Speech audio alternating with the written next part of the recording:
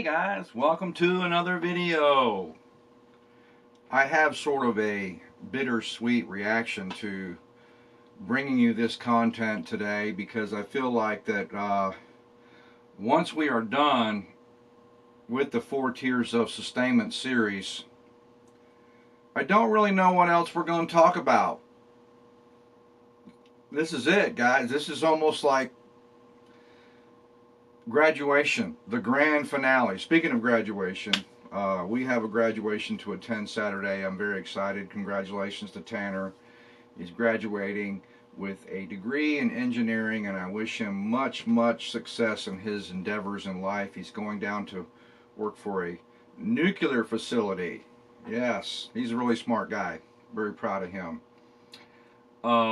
In the 4 tiers of sustainment, we're going to use some terms and some words.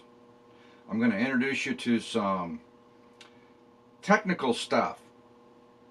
We're going to get smarty in this series, so I hope I don't lose your attention. But yes, today is sort of bittersweet for me because I feel like as Professor Survivalist that I'm going to be bidding you farewell. I hope I don't lose you as a subscriber. We'll still talk about other stuff.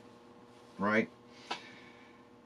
And yeah, in order for you to graduate though, once we get done with this series, in order for you to graduate from the Survivalist experiment, you're going to have to pass my final exam. I will be uploading a written test to this series. I'll also upload to my Google Drive, and I'll make that available. It's not there yet, so don't look for it yet. We're going to get through the series first. And I'll have the answer key is there as well. Now, guys, I got to just say this. Remember, I used to be a teacher. You got to take the test before you can download the answer key. But I've got to put them both up there at the same time because some of you are going to be super motivated and you're probably going to take it right away as soon as I tell you it's uploaded, so you're going to want to check your answers. So I'm not going to wait. There's not going to be a pause between the test and the key. It's all on the honor system. And I know we've got a strong, morally based subscription base to this channel, so I don't have any concerns about practicing that honor system. And by the way, you know, if you pass, then great. I'm going to encourage you to take it and take it and take it until you pass it. It's kind of like the driving test, you know. How many of you had to retake that? At least the written part. We're going to talk about a strategic philosophy on the 6 keys to survival. If you saw the introduction, it was just a little teaser, just to whet your appetite, to let you know that how common is it for us in life to forget stuff? And we don't realize it, do we? That sometimes our day-to-day activities and our annual activities that we plan and that we look forward to oftentimes put us in those conflicting moments where we deal with constraint and intangibles and what-ifs and uncertainties. Life is full of uncertainties, isn't it? In SHTF, I have a script to this series, by the way, so if you see me looking over to the right, I'm not being rude, I'm not being distracted. I am trying to stay focused in this series because this is more of a lecture than it is me just talking to you guys as I normally do in sort of a relaxed, you know, nonchalant way. Most of my videos are extemporaneous, meaning that I don't have a script. I'm just talking off of the overflow of my thought processes, and sometimes I chase rabbits. So in order for me to avoid from chasing rabbits, because this particular script that we have to cover today is what? Yeah, it's 15 pages long. So you obviously know how long the video is going to be, but I don't, because this is the beginning and not the end. So I've got to get through this material, so that's the reason why you may see me looking over to the right. Now, in an SHTF event, there are 4 anchor points to SHTF planning. And I'm going to annotate those on the screen for you as we go through them. So I want you to forget about the 10 things that you need in your bug out bag, or the 15 things that every prepper needs to think about in SHTF. I'm tired of the menagerie and the minutia and the fluff and the clickbait on YouTube. I'm tired of it. We're not talking about a package here. My package is going to be completely different than your package. What I am going to load your wagon with today is principles and strategies, not a package. Okay? Because you don't live where I live. You don't have my life experiences. You don't have my skill set, and vice versa, right? We are moving beyond a package. We're talking about a process, a system to survival. So once you move beyond the hype on YouTube, because watching gear reviews and bag dumps to me is a complete waste of time unless you live across the street from the guy who's making that video. And maybe you're his brother, or maybe you went to the same military training school. Maybe you had the same survival classes. I don't know, maybe both of you are Eagle Scouts. Maybe both of you weigh the same amount. Maybe both of you have the same body mass. Maybe both of you have the same skill set. I don't know, but that's the reason why watching bag dumps and gear reviews sometimes on YouTube is a complete waste of time. It doesn't apply. There's no such thing as one size fits all. So I believe that we have a better use of time should be spent on shaping your bug out strategy by developing solutions to these 4 anchor points to SHTF planning.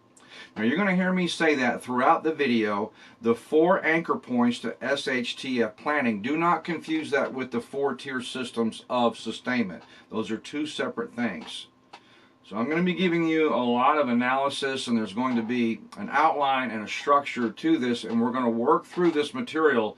So I hope that this makes sense to you. So if all you do is watch others build kit or talk about their fancy YKK zipper bags and their neat flashlights, then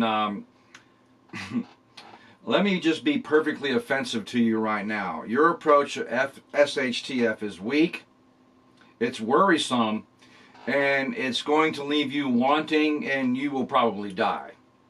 So please stop watching videos that all they talk about is YKK zippers and the best flashlight. It's fun, isn't it? It's entertaining.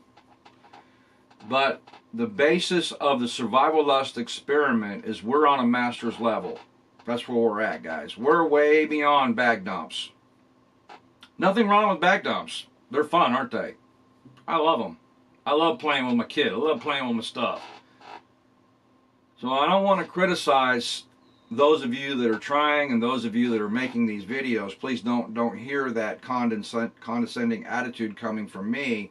It's just I'm trying to take you to the next level. So I want you to forget about what Mr. Survival and Mrs. Prepper are saying on YouTube, just for this series, and then you can go back next week or a week after. I don't know how long this series is going to take. I know I've got at least 3 videos scheduled in this series. This is part 1. Now, I know Mrs. Prepper wants you to store. I'm sure Mr. Survival wants you to buy something, and I'm sure that they're going to tell you how to pack it. Okay? And that's great. That's wonderful. But this is a deep dive. This is an intensive. You know, when we were in school, those of you that took summer classes and J-term classes in college, you could do what's called an intensive. And basically they taught all 16 weeks of that course curriculum in a very short period. In the summertime you had, I think, 6 weeks. And in the J-term, which was the winter break, you had 2 weeks. So you had to cover 16 weeks of course material in 2 weeks. And they were called intensives, and I used to take them every semester just so I could keep a solid course load and get through school. This is an intensive, guys. We're going to take you through an accelerated program and to help you to understand that in building this 4-tier system that we're talking about, these anchor points are going to help you in your planning, right?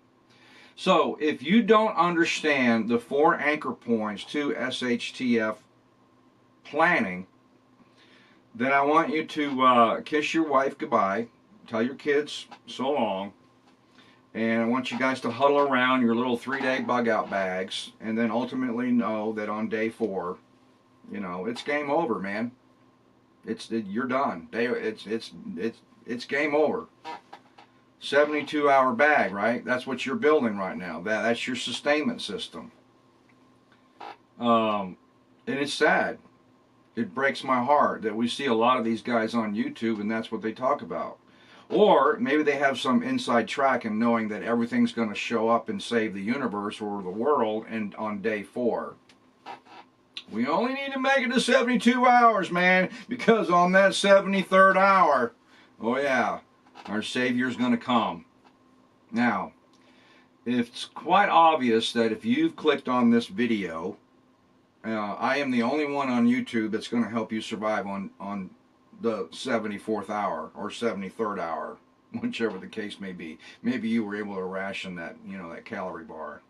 You got 2 meals out of it instead of 1. So you made it to 74 hours, and now you've landed on this video. You're like, oh man, this crazy guy, he's going to tell me how to make it to 74 hours. Wonderful. Let me pay attention. Listen, I want to be real with you, okay? And I want you to understand my motivation and the intention for this video and this channel particularly is that this is my life's work. What I am sharing with you comes out of my life experiences in real applications, in real survival situations. This isn't a pretend thing for me. This is a real life application. And I don't want to bore you with the anecdotal stories of my experiences in the past. Obviously, you're going to evaluate this content and it needs to stand on its own 2 feet and not simply my endorsement. So forget the messenger. I want you to listen to the message. So I want you to reserve judgment until this series is over, and then you come to your own conclusions. But as a professional trainer, every time I make a point of education on this website, it's notorious that I get the trolls and I get the basement dwellers along with every kudzu commando and all here to tell me that I'm an idiot and I have no idea what I'm talking about. So, okay, all right, got it. However, none of these critics ever offer up any real solution to survival because most of their kits is still in the package, the price tag's still on it somewhere, and it looks brand new, and they have no clue how to hunt, forage, grow food, or follow an azimuth. Their plan includes an AR-15, a K-bar survival knife, 2 blocks of 3,500 calorie ration bars, and some piece of pull wire that they said on the package allows them to cut sequoia. So, yeah, that's the advice you're going to follow. Go for it. And, and so unless you're carrying cotton balls soaked in Vaseline, then you're a novice, right? You got to have those cotton balls soaked in Vaseline because they grow naturally in the wild, don't they? Yep. Cotton balls. They're white. I think they come from a cotton plant right next to a Vaseline factory. All right, I'm going to try to stay serious. So I want you to ask them, have they ever spent a night in the woods? Have they ever spent a night in the wild? Ask them if they've ever walked into a canyon in the middle of a desert 20 miles from anything. And they've lived longer than the duration of their chili mac and cheese in their bug-out bag. Okay? That's what I'm trying to separate you guys from. The distractions. The negativity. It is. This topic has an astigmatism. It has a black eye. It's almost been made a mockery of. Has it not? The same with conspiracies. I mean, we're right there with the flat earthers, aren't we? Or the little green men, aren't we? Aren't we as preppers? Aren't we crazy? Haven't we lost our mind? So yeah, I just want to tell you something right now before we get into this. The BS stops here. This is where it ends in this series. We're done. We're done playing games. So, unless you have mastered these 4 anchor points to SHTF planning, then please, with all due respect, I'm going to ask that you stop interrupting me from helping my subscribers. And I'm trying to help people learn how to survive. That's the motivation and that's the message that I'm trying to present. So save your criticism for the other guy. I don't have time to play games. I don't. I'm here with a ministry mindset. I'm not being sponsored or endorsed by anybody. This is my life's work, guys. I take this seriously. I observe free speech. I respect free speech. But if you just came to this show just to be critical and to, act like a kid, then I don't know what to tell you. All right? I'm not here for clicks or kicks. This channel promotes a philosophy that breaks away from a 72-hour bug-out bag. I want to say that again. I wrote that down and I think it's worth saying. This channel promotes a philosophy that breaks away from the traditional 72-hour bug-out bag. So that's the difference between the Survival Lust Experiment and every other prepping channel on YouTube.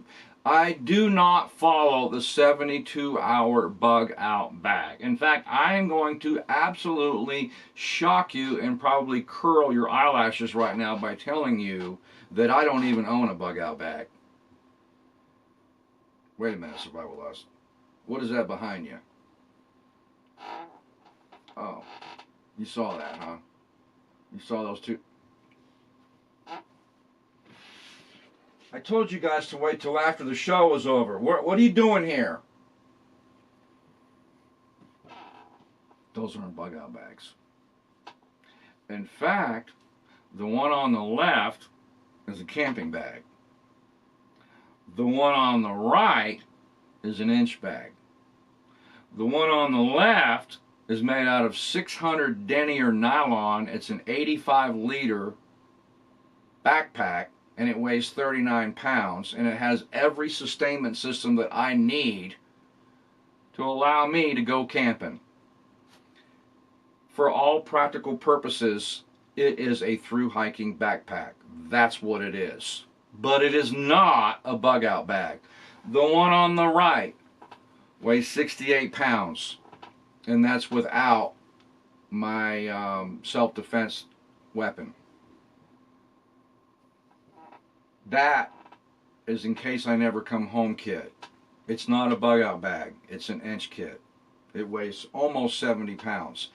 And here's the shocker. It's made out of 500 denier nylon, 1,000 denier nylon. It weighs 11 pounds. Just the bag itself weighs 11 pounds. And it contains 0 food. Not 1 calorie in that bag. Not 1.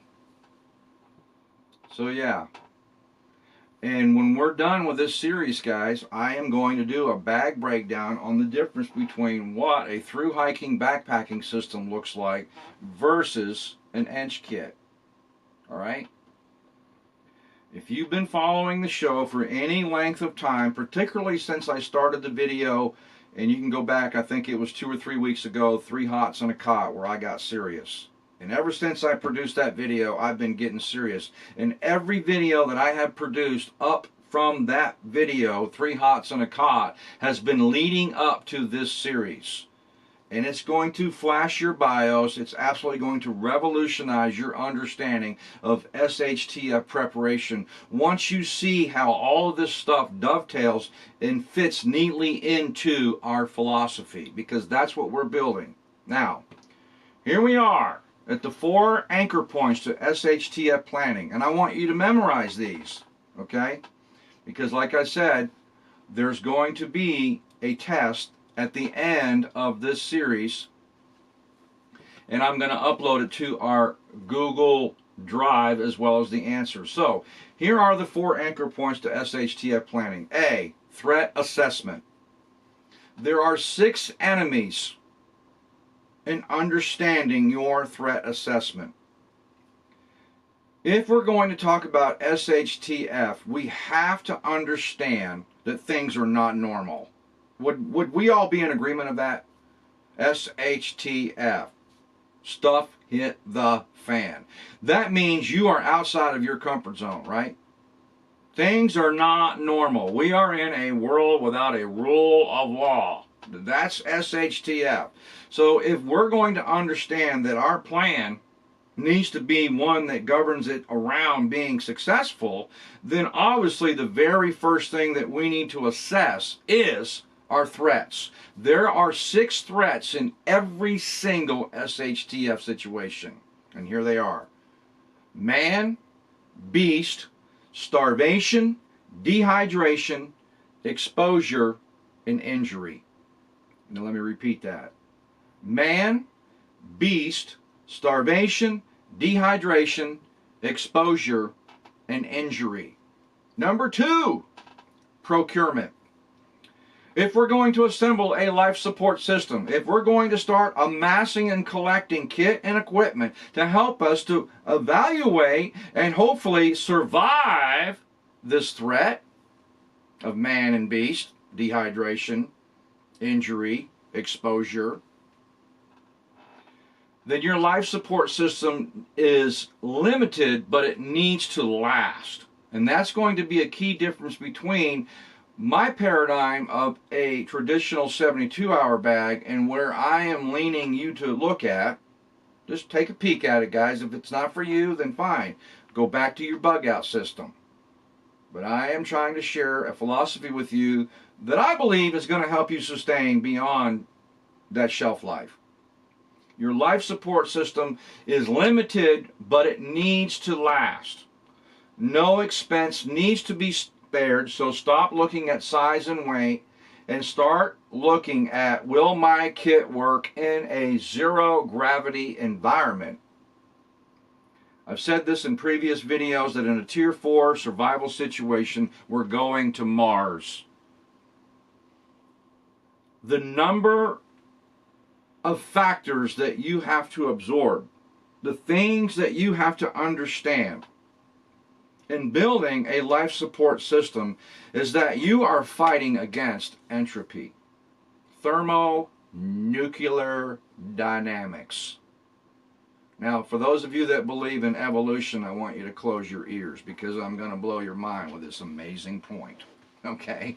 This is going to freak out you Charles Darwin people. But here's what I want to tell you right now. In this universe that we occupy right now, in this time-space continuum that we occupy, right? E equals mc squared, all right? I'm going to tell you something right now.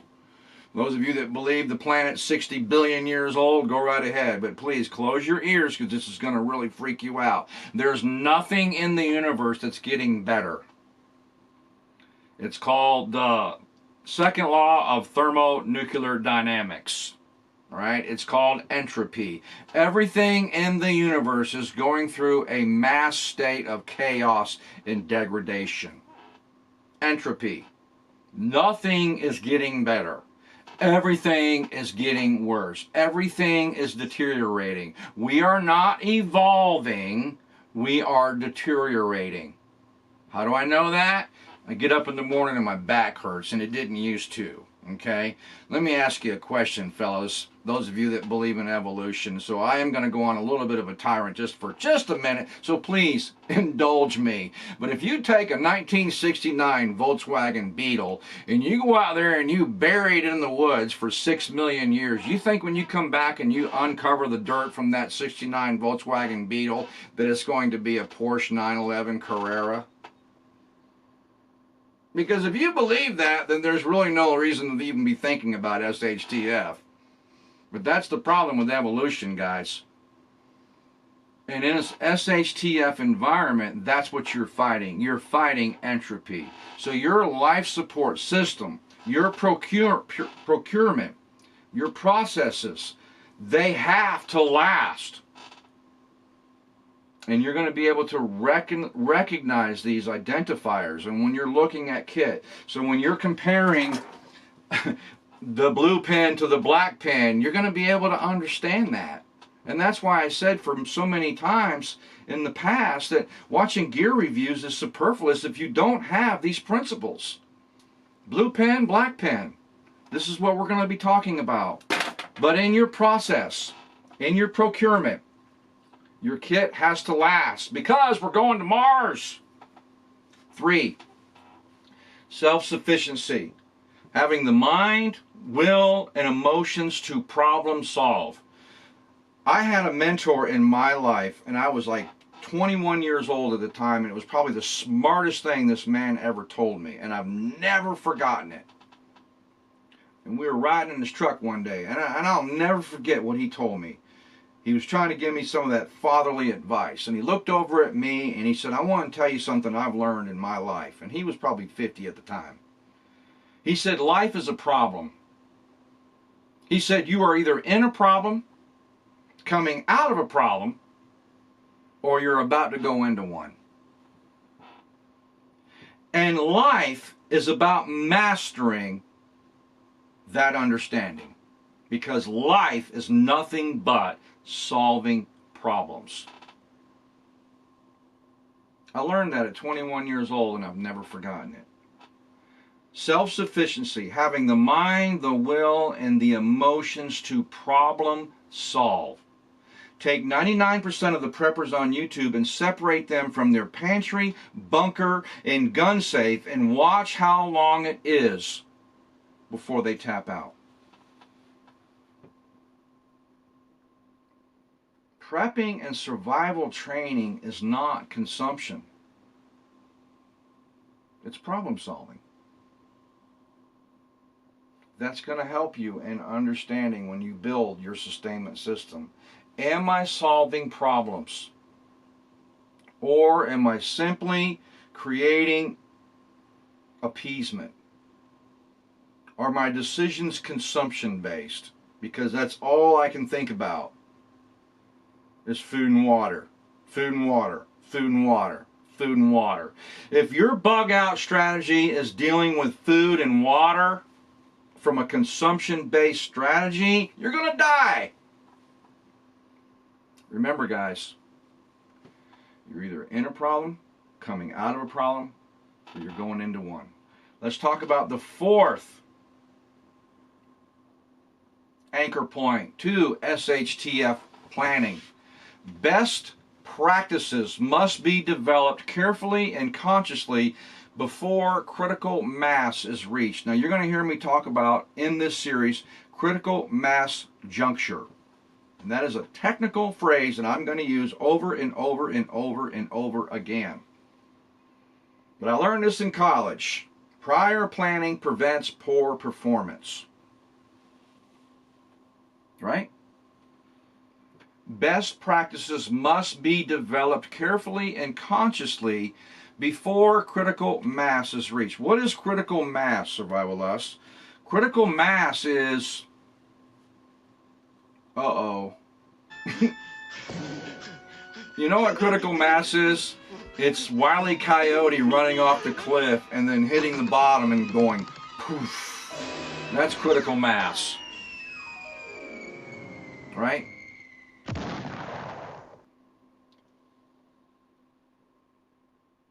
I'm going to say something right now that will shape your paradigm, and hopefully by the time we are done with this series, you're going to take your bug out bag and you're going to dump everything out on the floor, and you're going to throw away half of it, if not most of that kit and equipment, and then you're going to have to start all over again, because you have not understood these four anchor points to SHTF planning. Now, for a review point, I have to make this abundantly clear. I've got to reiterate this again. So let me back up and repeat to you as I annotate these on the screen. Threat assessment, procurement, self-sufficiency, and best practices. Those are the four anchor points in SHTF planning that we're going to get into and we're going to look at. Now,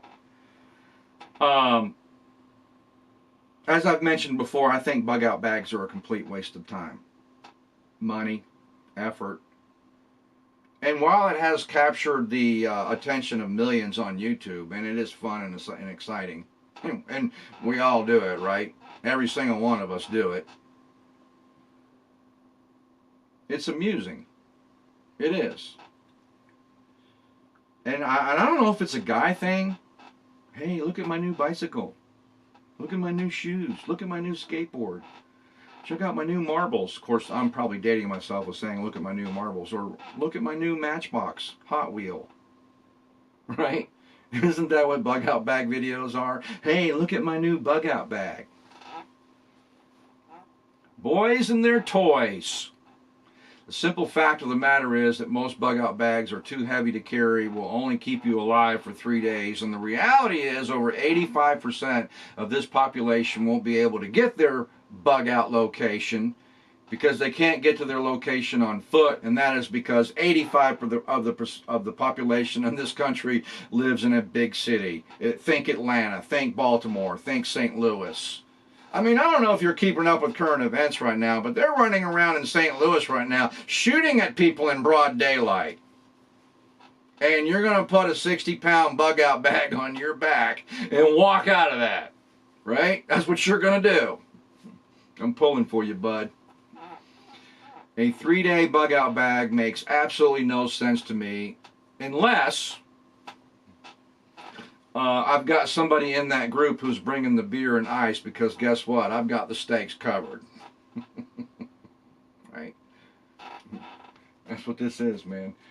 All right? This is a 3-day bug-out bag. But you know what I call it? I call it my camping bag. That's what it is, guys. It's a system that allows me to sustain myself for a limited period of time. That's what it is. We got to move away from this paradigm shift that for some reason SHTF is only going to last 3 days. I gotta take a drink. What's funny, and by the way, for the record, this bag right here, we're going to talk about bags in an upcoming video too, on why even the bag that you're buying is the wrong bag. So if you're buying Osprey backpacks, you've already made a major fallacy in your thought process. Because you're buying a backpack that's only made out of 200 denier nylon. If your backpack is not made out of 600, 500, 1,000 denier, let me say this, okay? I'm going to get real close to you. You ready? If your backpack doesn't weigh at least 9 or 10 pounds empty, you've got the wrong bag. Okay? And I know that probably hurts the ultralight thru hikers. I know it hurts your feelings. Now, we're going to give you a new term.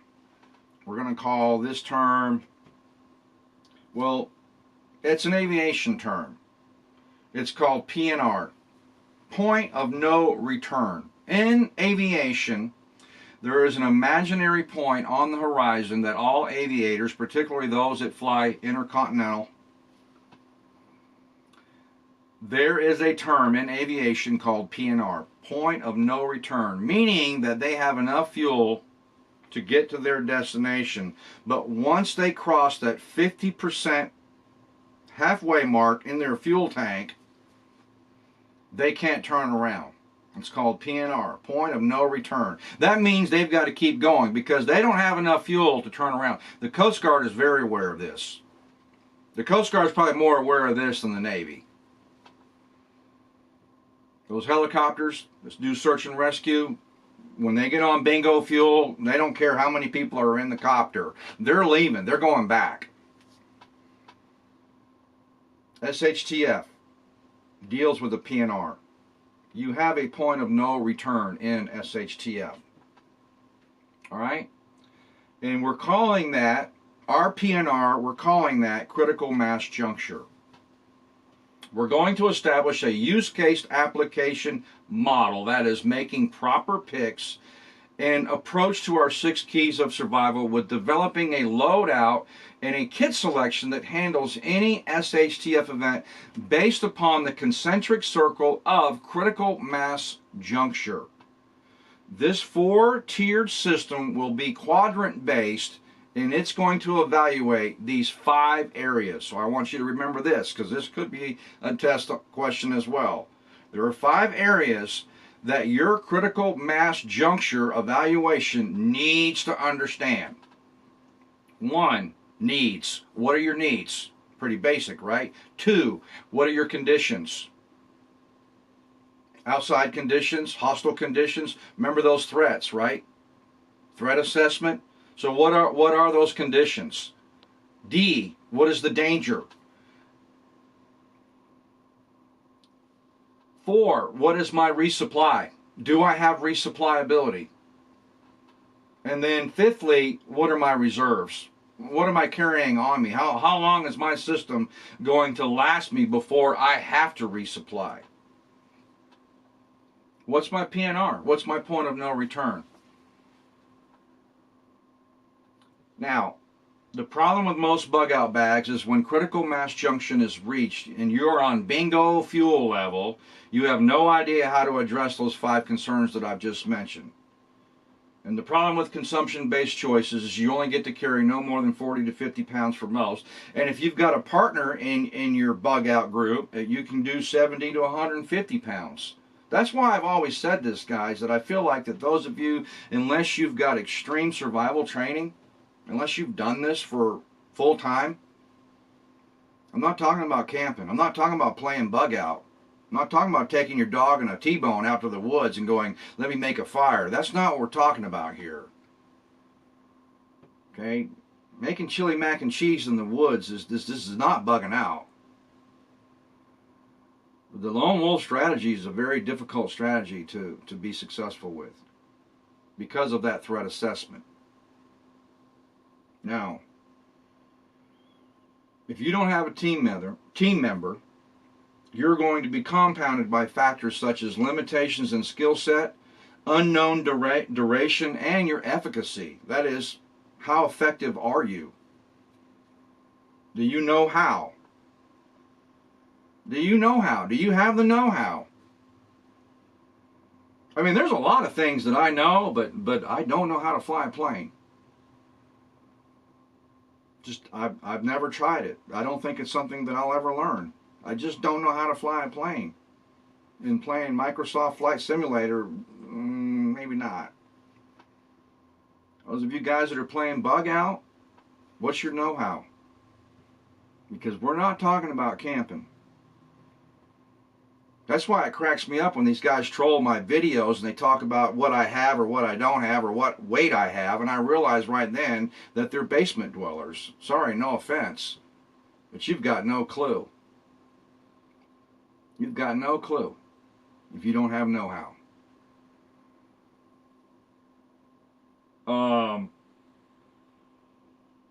I can look at your backpack and tell you whether or not you know what you're doing.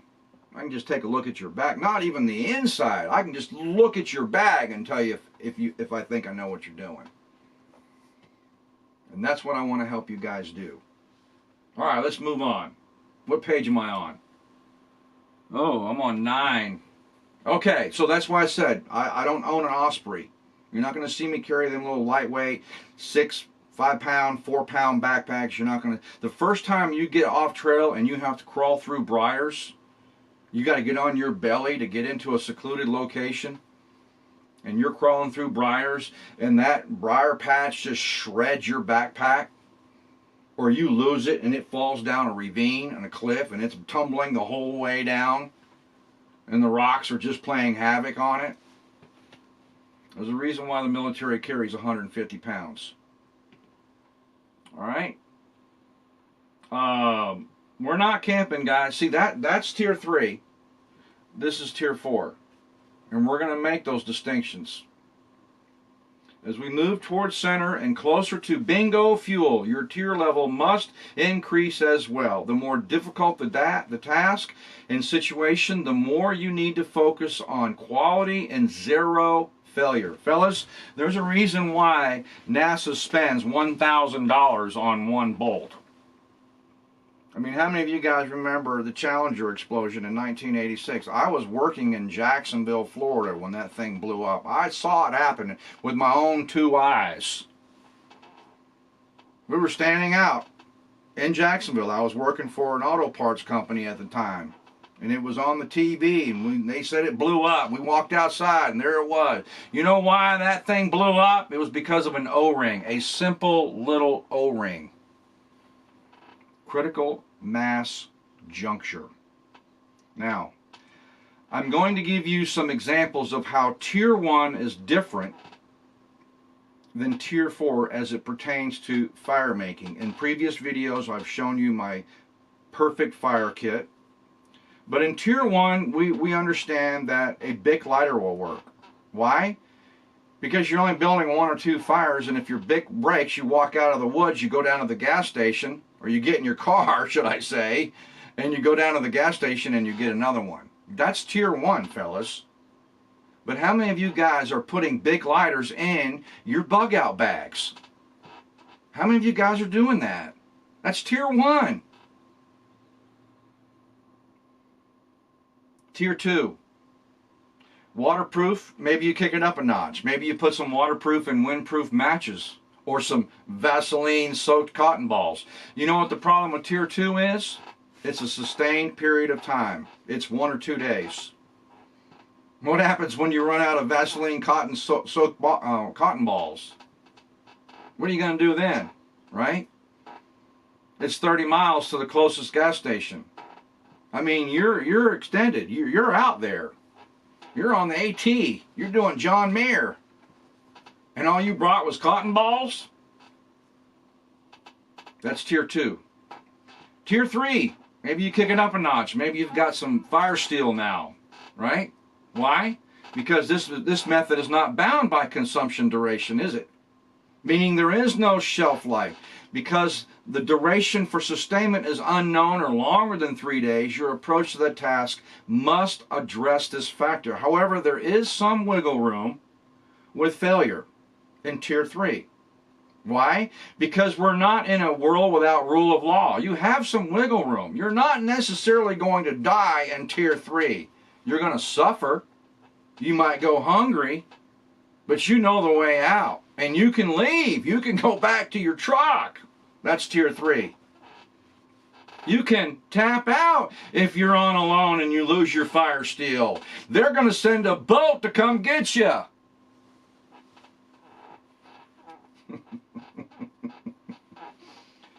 Yeah. And as we talked about in my application, fire steel doesn't make sense for me because I don't live in Arizona. I live in the wet rainforest of the Smoky Mountains.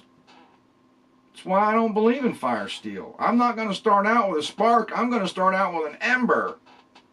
You see, guys, we're going to make proper applications based upon your environment, your conditions, your needs, your dangers. And it's not going to be consumption motivated.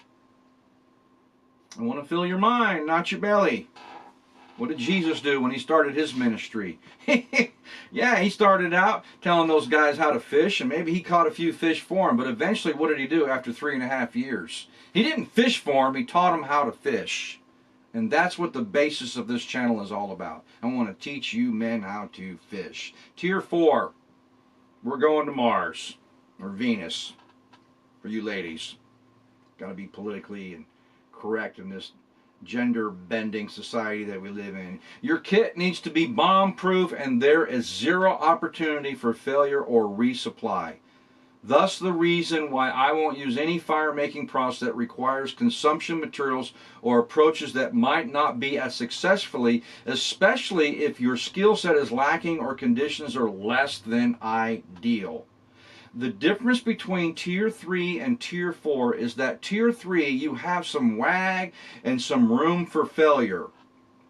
It may not be death, but simply delay. And I want you to examine what I'm telling you right now by taking a look at your fire kit and your bug out bag system, and we're using that term universally, but I want you to see if failure happens with the choices that you're making, are we going to be extrapolating ourselves from a delay standpoint or something more extreme, and are we now dealing with death? Delay or death? Delay or death? Look at your kit. Delay or death? Delay or death? That's how you make decisions and the difference between tier 3 and tier 4. Let me give you another example of the difference between tier 3 and tier 4 as it pertains to water filtration. Notice I've got my life straw in my camping bag. Why would I not have this in a tier 4 system? I mean, it's cool, man. It filters out. It's so easy. It's quick. I mean, it's a bomb. I've used this thing for years. I even got an extra filter with me. It's wonderful. Love the life straw. Or what about the Grail? You got one of them? Whew, bomb-proof, ain't it? How many of you preppers have bought that Grail? That's tier 3. If it can break, if it can plug up, if it can fail, it's tier 3. Let me say it again. If it can plug up, if it can fail, if it can break, it's tier 3. I do not have a water filtration system in my tier 4 system. You know what I have? A steel pot and a millbank bag. That's tier 4. Paradigm shift, guys. Tier 4 will always address the quality of your materials first, not convenience or cost. Because the ability to resupply is 0, thus the reason why I won't bring any knife in my tier 4 system that's 1095 carbon steel. Why? It doesn't have enough chromium in it. It's going to rust. You know when I discovered that? The first time I took out my Essie Azula and just left it on the picnic table overnight when I went into my camp. It was undercover. Great knife, wonderful knife. It's one of my favorite knives to play with when I'm doing my little adventures, but it's not a tier 4 knife. Woke up the next morning and it was rusted. Same with my Sergeant Scorpions. Made by Tops. Beautiful knife. Great tactical knife. It's not a survival knife. It rusts. I will not put a tier 4 system in my kit that rusts, fails, breaks. It's not going in my bag. Isn't it funny that the more that we learn and the more that we develop, it seems like the more that we revert back to primitive life skills. Boiling water, millbank bag, charcoal, moss. That's what I'm talking about. Now, yeah, and I know the Marines love that K-bar, but there's a reason why I don't own one. I've got over $6,000 in knives. $6,000 in knives. I don't own a single K-bar. Sorry, the military got that one wrong. Entropy is your enemy in adjusting tier 4 equipment. I have debated this with my prepper buddies in the past. Some feel that tier 3 is perfectly fine because it's usually smarter equipment. It's more technologically based, and you can always bring an extra Grail filter with you, can't you? Guys, we're going to Mars. You've only got this size of a capsule. You can't bring a supply warehouse with you. You can't. Let's move on. When we think about going to the moon, we got a 45-pound capacity spaceship. Many people in the prepping community make all their decisions based on size and weight constraints, but I'm here to tell you that my processes in choosing kit for tier 4 will never look at size and weight. And I say never look, that might be maybe not a full truth. I will look at it, but it's not a deciding factor. That's probably a more accurate statement. Size and weight constraint is not a deciding factor. It's can it fail? Can my system fail? Can it break? Does it work every single time? Will it work in every single condition that I find myself in? Remember, guys, survival is all about solving problems. There's a reason why in my tier 3 system I'm using my aluminum 9-cup coffee pot with a bail. But in my tier 4 system, it's stainless steel, and it's a 6-cup. There's a reason why. Aluminum will not last. Aluminum will eventually burn a hole. You'll eventually burn a hole in an aluminum pot. You'll burn right through it. And if you bend it and dent it and you try to reshape it, you'll crack it. Anyone that has any welding experiences will tell you that aluminum is a very soft metal. And unless you can heliarc, the chances of you fixing an aluminum pot are near 0. That's why I carry a 64-ounce Pathfinder bush pot in my tier 4 system. Yeah, it was more expensive than the aluminum one. So it didn't have anything to do with me worried about getting Alzheimer's. It's got nothing to do with that. It has everything to do with the fact that stainless steel, well, by definition, it makes me happy, right? Tier 4 often leans more on primitive application. I've said this. Moreover than the technically advanced stuff, doesn't it? That's why all the electronics and the batteries and the plastic and the construction materials that we choose, they've got to be evaluated carefully, and the need for redundancy is super important. Dave Canterbury even talks about this. I mean, you can't get any more primitive to survival in his understanding and philosophy than reading the Pathfinder School's materials. He's all over that. I made a video many years ago entitled Materials That Matter, and we talk about man-made materials. That's why when we were talking about my survival clothing video, I was dealing with man-made materials, natural materials like wool and leather. Now, I have electronic equipment in my Tier 4 system, but I don't categorize it as a sustainment. I don't. Even my radios, I don't categorize them as sustainment. It's solace for me. So every piece of electronic gadgetry that I might carry with me in my Tier 4 system, it doesn't have to check any box other than solace. And the first thing that goes is that stuff. If it breaks, it breaks. It's not the end of the world. That's why my navigation is not going to be solely relying on GPS, electronic navigation. It's not. I've got some really nice, expensive GPS gadgets. That's why I carry a magnetized needle. That's why I know how to read the stars. That's why I know how to make a sundial.